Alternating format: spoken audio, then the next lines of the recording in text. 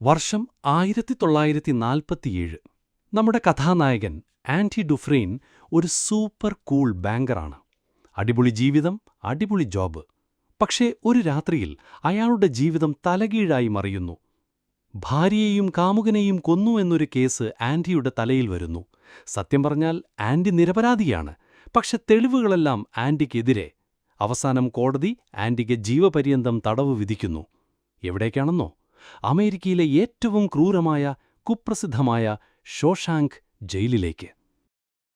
ആൻഡിക്ക് ഷോഷാങ്കിലേക്കൊരു ticket കിട്ടുമ്പോൾ നിങ്ങൾ വിചാരിക്കും കഥ കഴിഞ്ഞു, എല്ലാം തീർന്നു എന്ന്. പക്ഷേ അവിടെയാണ് നമ്മുടെ ആൻഡി വ്യത്യസ്തനാകുന്നത്. മറ്റുള്ളവരെപ്പോലെ ഉറക്കെ കരയുകയോ ദേഷ്യപ്പെടുകയോ അല്ല ആൻഡി ചെയ്യുന്നത്. അയാൾ ശാന്തനാണ്. ഉള്ളിൽ ഒരു തീവ്രമായ നിശ്ചയദാർഢ്യമുണ്ട്. ഷോഷാങ്ക് ഒരു നരകമായിരുന്നു. ക്രൂരരായ ഗാർഡുകൾ, അതിലും ക്രൂരരായ തടവുകാർ, ലൈംഗിക അതിക്രമങ്ങൾ, മർദ്ദനങ്ങൾ, ഇതൊക്കെ ആൻഡിക്ക് നേരിടേണ്ടി വന്നു. തുടക്കത്തിൽ ആൻഡിക്ക് ഒറ്റപ്പെടൽ തോന്നിയിട്ടുണ്ടാകാം. പക്ഷേ ആൻഡിക്ക് ഒരു ലക്ഷ്യമുണ്ടായിരുന്നു. പുറംലോകം കണ്ട അതേ ശാന്തതയോടെ, പുഞ്ചിരിയോടെ ആൻഡി എല്ലാം നേരിട്ടു.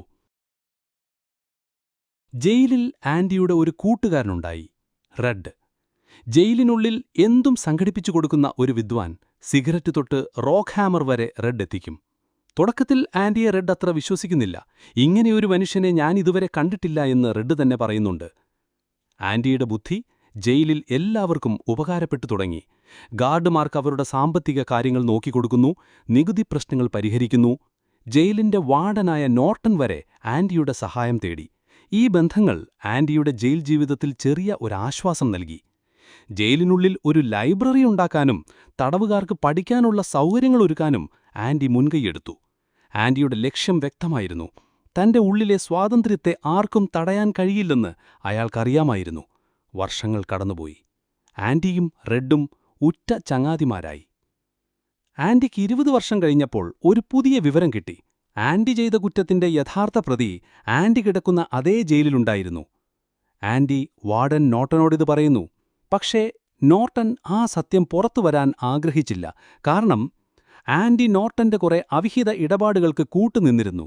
ആ സത്യം പുറത്തു വന്നാൽ നോർട്ടൻ കുടുങ്ങും. അതുകൊണ്ട് ആൻഡിയെ കൂടുതൽ ബുദ്ധിമുട്ടിക്കുന്നു. പക്ഷേ ആൻഡി അവിടെയും തളർന്നില്ല. അങ്ങനെ ഒരു ദിവസം, ശക്തമായ ഒരിടിമിന്നലുള്ള രാത്രിയിൽ ആൻഡിയെ കാണാനില്ല. ജയിലിലെ സെല്ലിൽ നിന്നും ആൻഡി അപ്രത്യക്ഷമായി. ഗാർഡുമാർക്കൊന്നും മനസ്സിലായില്ല. അവർ ആൻഡിയുടെ സെല്ലിൽ ചെന്നു നോക്കിയപ്പോൾ ഞെട്ടിപ്പോയി. ആൻഡി 20 വർഷം കൊണ്ട് ഓരോ ദിവസവും ഒരു ചെറിയ പാറക്കല്ല് പൊഴിക്കാനുപയോഗിക്കുന്ന ചുറ്റിക വെച്ച് സെല്ലിന്റെ ഭിത്തിയിൽ ഒരു തുരങ്കമുണ്ടാക്കിയിരുന്നു. ആ തുരങ്കത്തിലൂടെ, ജയിലിന്റെ അഴുക്കുചാലിലൂടെ ആൻഡി സ്വാതന്ത്ര്യത്തിലേക്ക് നീന്തിക്കയറി. ആൻഡി അഴുക്കുചാലിലൂടെ പുറത്തുവന്ന് മഴവെള്ളത്തിൽ കുളിച്ച് ആകാശത്തേക്ക് നോക്കി കൈകൾ വിരിച്ചു നിൽക്കുന്ന ആ രംഗം, അതൊരു സിമ്പിൾ സീനല്ല മച്ചാമാരെ. അതൊരനുഭവമാണ്. സ്വാതന്ത്ര്യത്തിന്റെ ആനന്ദം എന്താണെന്ന് ആ രംഗം നമ്മളെ പഠിപ്പിക്കുന്നു. ആൻഡി രക്ഷപ്പെട്ട ശേഷം വാർഡൻ നോർട്ടന്റെ എല്ലാ തട്ടിപ്പുകളും പുറംലോകത്തറിയിക്കുന്നു. നോർട്ടൻ അറസ്റ്റിലാകുന്നു. ആൻഡി മെക്സിക്കോയിലെ ഒരു ബീച്ചിലേക്ക് പോകുന്നു തന്റെ പുതിയ ജീവിതം തുടങ്ങാൻ. ഇനി റെഡിന്റെ ഓരം. റെഡിന് ജയിലിൽ നിന്ന് മോചനം ലഭിക്കുന്നു. പക്ഷെ പുറംലോകം റെഡിന് പുതിയതായിരുന്നു. അവിടെ ജീവിക്കാൻ അയാൾക്ക് പേടിയായിരുന്നു. ജയിൽ റെഡിന്റെ ജീവിതത്തിന്റെ ഭാഗമായിരുന്നു. പക്ഷെ ആൻഡിയുമായിട്ടുള്ള ഒരു വാഗ്ദാനം റെഡിന് ഓമ്പ് വരുന്നു. റെഡ് ആൻഡിക്ക് വേണ്ടി ഒരു ചെറിയ കത്ത് ഒളിപ്പിച്ചു വെച്ചിരുന്നു. ആ കത്ത് തേടി റെഡ് പോയി. ആ കത്തിൽ ആൻഡി എഴുതിയിരുന്നു, പ്രതീക്ഷയെന്നത് നല്ല കാര്യമാണ്, ഒരുപക്ഷെ ഏറ്റവും നല്ലത്.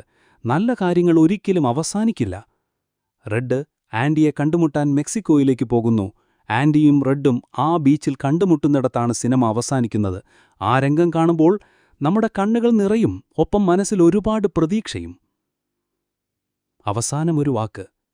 ഈ സിനിമ നമ്മളെ പഠിപ്പിക്കുന്ന ഒരുപാട് പാഠങ്ങളുണ്ട്. ജീവിതത്തിൽ എത്ര വലിയ പ്രതിസന്ധികൾ വന്നാലും പ്രതീക്ഷ കൈവിടരുത്. സ്വപ്നങ്ങൾ കാണുക, അതിനുവേണ്ടി പ്രവർത്തിക്കുക.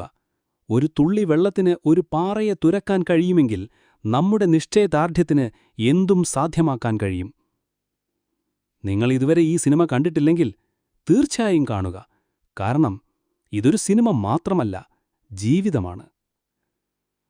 അപ്പോൾ കഥ പറഞ്ഞ രാവ് ഇവിടെ നിർത്തുന്നു. അടുത്ത ആഴ്ച മറ്റൊരു കിടിലൻ കഥയുമായി നിങ്ങളുടെ സ്വന്തം നന്ദകിഷോർ വീണ്ടും വരും. അതുവരെ ബൈ ബൈ.